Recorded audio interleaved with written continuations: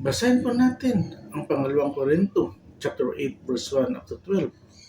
Bukod dito mga kapatid, ay ipinalastas namin sa inyo ang biyaya ng Diyos na ipinagkaloob sa mga iglesia ng Macedonia.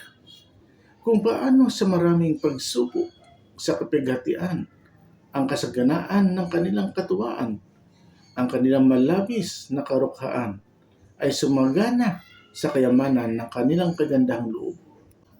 Sapagkat ayon sa kanilang kaya, ay nagpatutuo ako at higit pa sa kanilang kaya, ay nagsiabuloy sila sa sariling kalooban, na lubhang ipinamamanhik sa amin ang tungkol sa biyayang ito, at sa pakikisama sa pangangasiwa ng mga abuloy sa mga banal.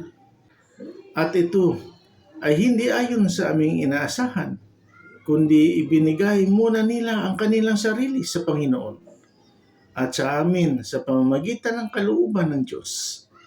Ano pat naman kami kay Tito, na yamang siya ay nagpasimula ng una, ay siya na rin ang gumanap sa inyo ng biyayang ito.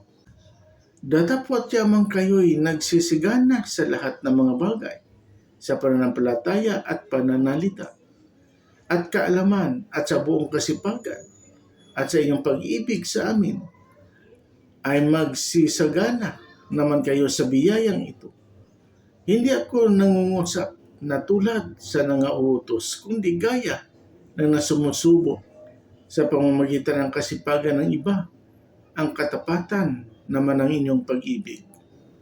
Sapagkat nalalaman ninyo ang biyaya ng ating Panginoon Hesukristo, na bagaman siya ay mayaman, gayon may nagpakadukha dahil sa inyo, upang sa pamamagitan ng kanyang karukhaan ay magsiyaman kayo.